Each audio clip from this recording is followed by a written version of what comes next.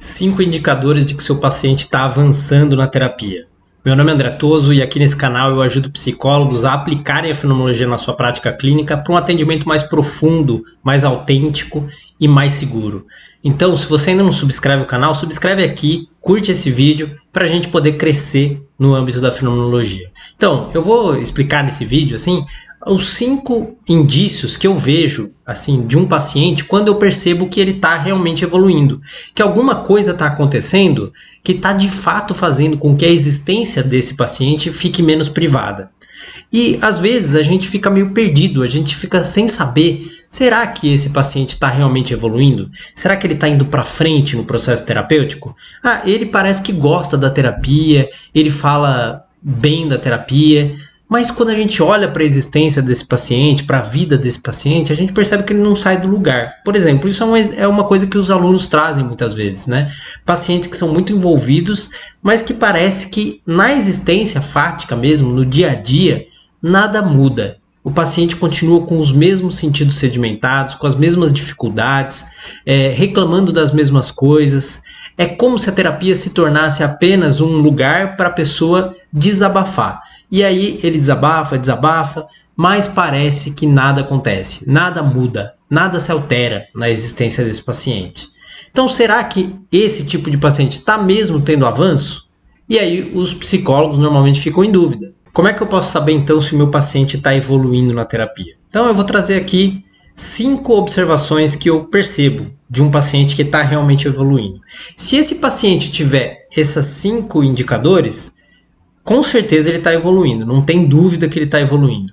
Agora, ele pode ter um, pode não ter outro, pode ter alguns, depende também do tempo que esse paciente está com você, eu não sei, né? Às vezes a pessoa está apenas atendendo há 1 mês, 2 meses a pessoa, é difícil a gente observar todas essas melhoras em 2 meses, né? Mas algumas a gente já pode ver.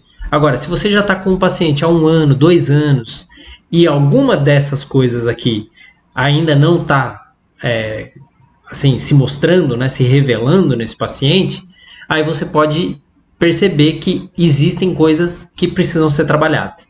Isso é muito importante. Por que é tão importante a gente saber se o nosso paciente está evoluindo e a gente ter essas métricas, né, esses parâmetros, vamos dizer assim, de evolução? Para a gente fazer um bom trabalho e para a gente poder auxiliar de fato a pessoa a ter uma existência mais autêntica, uma existência mais leve.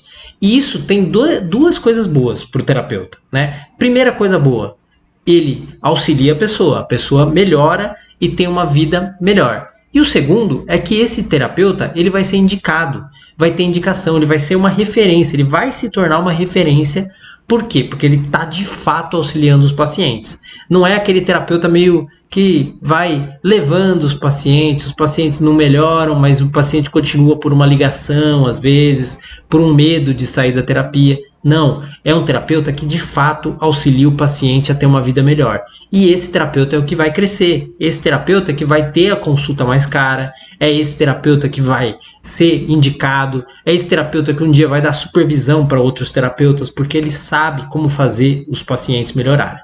Então, presta bem atenção nesses 5 pontos, que eu acho bem importante você buscar esses 5 pontos no seu paciente. Então, o primeiro ponto que eu vou trazer é o seguinte: o seu paciente se envolve no processo terapêutico. Isso é um grande indicador de que o seu paciente está evoluindo, de que o seu paciente está melhorando.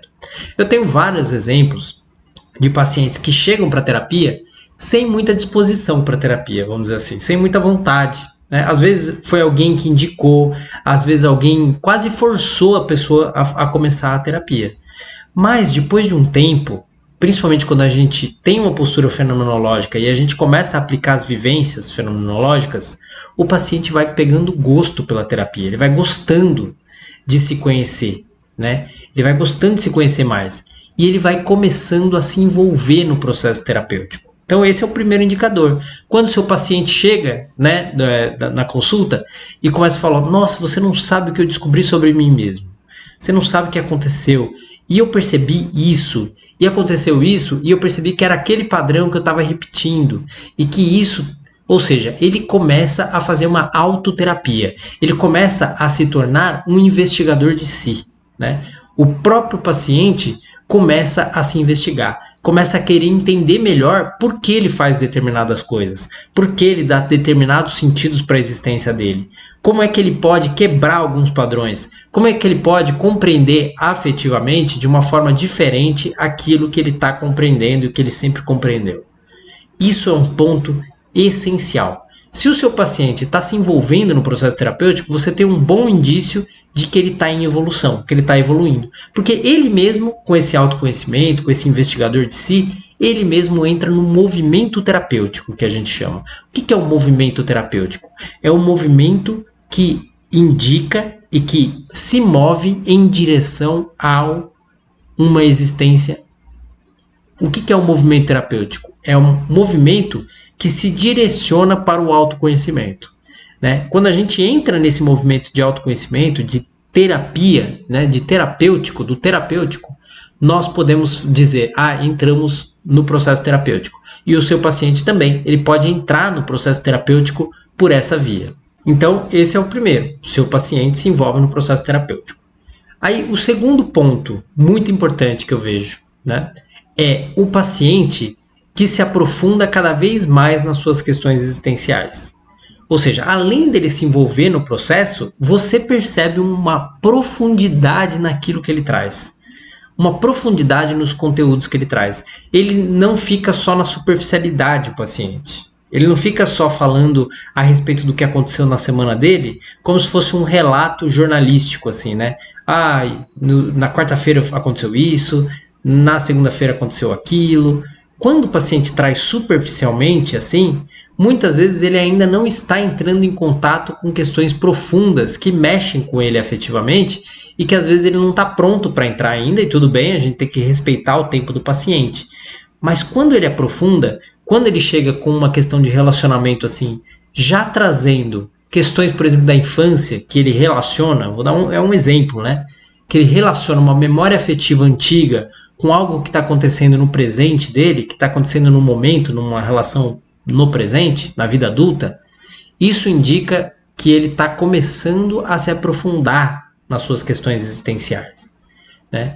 Quando ele traz também questões existenciais mais profundas sobre o sentido da vida, sobre o sentido do que ele está fazendo, sobre os sentimentos que ele tem sentido a respeito de questões profundas, é outro indício de que ele está aprofundando na questão. Então, um dos pilares da fenomenologia clínica é a questão do aprofundamento, da gente aprofundar os nossos atendimentos, da gente ser mais profundo como terapeutas. E uma das coisas que mostram que o nosso paciente está evoluindo é se ele também começa a se aprofundar nas suas próprias questões, se ele também traz questões profundas para a terapia, para o setting terapêutico. Então, é fundamental ele se aprofundar nas questões existenciais. E a gente tem que auxiliar o paciente a fazer esse movimento. A gente tem que auxiliar o paciente a entrar nesse movimento terapêutico. Porque é esse movimento terapêutico que vai fazer a possibilidade, que vai trazer a possibilidade de uma rearticulação de sentido pela via afetiva, que é por onde acontece a rearticulação de sentido. É por onde o paciente consegue mudar, se transformar, é pelo sentimento. E só chegamos nos sentimentos quando nos aprofundamos nas nossas questões existenciais. Então, fundamental, um aprofundamento nas questões existenciais. Então, o primeiro indício é um envolvimento no processo terapêutico, e esse segundo já é um pouco mais profundo, é um aprofundamento nas questões existenciais, ou seja, um aprofundamento nesse envolvimento no processo terapêutico. Não é só que ele se envolve e se interessa, ele se envolve, ele se interessa e ele aprofunda nessas questões, tá? Aí o terceiro ponto que eu trago para vocês, assim, muito importante de vocês observarem, é se os sintomas físicos ou sintomas emocionais que esse paciente trouxe, né, como queixa, estão melhorando ou até desaparecendo, né? Então não adianta nada nós atendermos um paciente com níveis de ansiedade, assim, ataques de pânico diário, ataques de pânico que interferem a existência, desarticulam a existência do paciente e eles continuarem acontecendo. Nós precisamos agir para que esses sintomas pelo menos diminuam ou até desapareçam, né? Se isso não está acontecendo, dificilmente a vida desse paciente vai estar efetivamente boa para ele, né? E dificilmente ele vai se envolver no processo terapêutico e vai conseguir se aprofundar em questões existenciais, né? E muitas vezes parece que o paciente está envolvido, parece que o paciente está se aprofundando, mas ele continua tendo os ataques de pânico, ele continua tendo depressão, não consegue sair da cama, ou seja, os sintomas, seja da depressão, da ansiedade ou de um transtorno obsessivo compulsivo, por exemplo, continuam atuando, continuam acontecendo. A gente precisa levantar a orelha. Esse paciente está evoluindo mesmo? Os sintomas continuam presentes. Aí ele começa a tomar medicação, né? Por exemplo, para conter esses sintomas. Aí os sintomas são contidos, mas eles não foram contidos pelo processo terapêutico, foram contidos pela medicação. E isso, para a fenomenologia, não é um bom indício, porque assim, quando precisamos entrar com medicação para diminuir um sintoma, a gente não consegue perceber se as raízes desse sintoma estão sendo trabalhadas muitas vezes. E a gente precisa trabalhar. Então aí depois, se o paciente tem que começar a tomar medicação, existe todo um processo do desmame, de parar de tomar medicação, que precisa ser feito para ver se realmente, efetivamente, ele chegou na profundidade de chegar nas raízes desses sintomas. Então, para a gente trabalhar com o paciente com sintomas físicos e emocionais fortes, a gente precisa melhorar ou fazer esses sintomas desaparecerem. E isso vai ser um indício de que esse paciente está evoluindo na terapia, né? Eu recebo muitos pacientes, já recebi muitos pacientes com sintomas gravíssimos, né? Eu trabalho muito com traumas emocionais profundos e choques traumáticos, né? E já vi pacientes assim realmente quase paralisados na existência por sintomas físicos. E eu tenho a necessidade sempre de iniciar por diminuir ou fazer desaparecer esses sintomas. E aí eu uso as vivências somáticas, por exemplo, né? As vivências fenomenológicas de cunho mais somático, mais corporal, que eu tenho essa especialização. Então, isso me ajuda muito a diminuir primeiro o sintoma desse paciente, para que depois ele comece a se envolver no processo terapêutico e para depois ele se aprofundar nas questões existenciais. Eu trouxe os sintomas físicos como terceiro ponto, mas ele podia ser o primeiro, porque eu vejo que quando um paciente chega com muitos sintomas, isso tem que ser o primeiro indicador, porque é isso que vai fazer ele entrar no processo terapêutico, né? Agora, a maioria dos pacientes, muitos pacientes, não chegam com sintomas físicos e emocionais tão graves, muitas vezes, né? Eles chegam mais com questões existenciais, com questões de relacionamento. Então, é por isso que eu trouxe em terceiro a parte dos sintomas mais físicos e sintomas mais emocionais. Se bem que hoje em dia, na clínica moderna, eu vejo que cada vez mais os pacientes chegam com problemas de sintomas físicos, né? E a gente precisa observar isso. Então, se o seu paciente se envolve no processo terapêutico, se ele se aprofunda nas questões existenciais e se os sintomas físicos dele começam a melhorar e desaparecer, você já tem 3 indícios fortes de que a sua terapia está evoluindo, que a terapia do seu paciente está evoluindo, que você está num bom caminho. Vamos lá para o quarto então, né? O quarto ponto que a gente precisa observar com muita atenção é se a existência desse paciente está se tornando menos privada. O que isso quer dizer? É o famoso, as coisas começam a dar certo para o paciente, né? As coisas param de dar errado, param de dar tudo errado, porque muitos pacientes chegam, toda a existência dele dá tudo errado. No trabalho, ele não consegue um bom trabalho, os relacionamentos não dão certo, toda a existência, a rede existencial dele vai se transformando num caos, vai ficando assim totalmente desconectada dele mesmo, da autenticidade dele. Ele vai perdendo a bússola, vai perdendo o norte da existência dele, né? Um paciente com questões de privação existencial mais graves tem toda a sua existência desarticulada muitas vezes. Então ele não consegue ter um bom relacionamento, ele não consegue parar em trabalho, em emprego, ele não consegue ter um autoconhecimento, ele não consegue encontrar um caminho, por exemplo, espiritual, ou um caminho existencial que faça sentido para ele. Ele está muitas vezes solto no ar, solto numa falta de sentido existencial muito profunda, né? E isso indica que a pessoa está privada existencialmente. E se ele começa uma terapia e continua assim por muito tempo, continua muito privado na sua existência, as coisas não dão certo, isso quer dizer o quê? Quer dizer que ele está abrindo, a sua tonalidade afetiva está aberta de certo modo na existência, que faz com que tudo dê errado para esse paciente. E a terapia é exatamente para fazer o contrário, para trazer para o paciente uma existência menos privada, uma abertura maior, uma tonalidade afetiva que faça com que a vida dele traga mais harmonia para ele, traga mais bem-estar, para que ele se sinta bem vivendo, sinta bem na existência. Esse é o objetivo da terapia, né? É aprofundar para a gente conseguir se sentir melhor, se sentir mais harmonizado com a existência, se sentir bem na nossa vida, né? Acho que todo mundo, no fundo, procura por isso, né? Agora, o que é estar bem, o que é ter uma vida harmônica, isso, é claro, depende de cada paciente, de cada modo de ser, né? De cada forma que o paciente encontra na sua própria existência fática para chegar a esse ponto.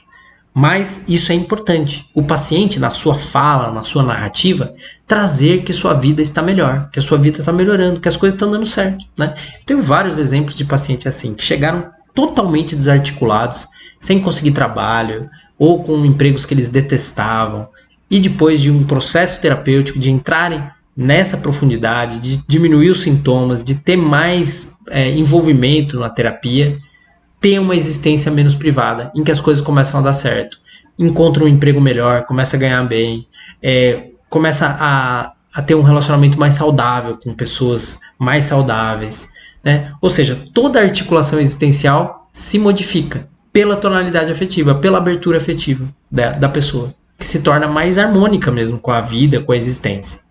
Então, veja como é que está, sinceramente, como é que está a vida, a existência do seu paciente. As coisas estão dando certo para ele, ou ele está assim, cada semana é um problema novo que aparece, cada semana é uma crise nova que aparece, seja num relacionamento, seja no trabalho, né? Como é que está a existência fática do seu paciente? Isso é um indicador muito importante para a gente observar, para a gente olhar, tá bom?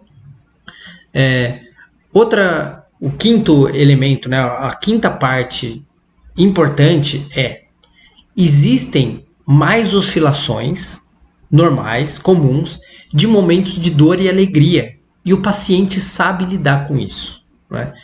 Tem paciente que chega na terapia só com dor, muitas vezes. Ele não tem espaço para alegria. Um deprimido mais profundo, né? Normalmente ele chega desse modo, né? Não tem espaço para grande alegria, para momentos de felicidade. Ele não consegue nem observar isso. Então ele está preso na dor. E toda prisão, todo aprisionamento, seja na dor, ou seja também numa alegria estéril, numa tentativa de fuga da dor, né? Todos eles são privações existenciais, são indícios de privações existenciais. A vida é oscilação. A vida é ter momentos de alegria e ter momentos de dor. Ter dias nublados e ter dias de sol. É assim a existência, né? Nosso batimento cardíaco ele é oscilante. A vida é oscilante. E a gente precisa saber navegar nessas ondas de oscilação. E o paciente ter condições de lidar bem com essas oscilações é um grande indício de que a terapia está funcionando, que está evoluindo. Ou seja, o paciente passa por uma tristeza muito grande, passa por uns dias muito difíceis, mas ele consegue superar, ele consegue ir para frente, ele consegue ter resiliência para continuar sua existência. E a mesma coisa, vem uma alegria muito grande, ele também não se empolga tanto, ele não está assim, não acha que aquilo vai durar para sempre. Ele sabe que aquilo é um momento, que aquele momento pode passar, e passa, né? E que as oscilações virão, que a tristeza também vem, que a dor também vai chegar em algum momento.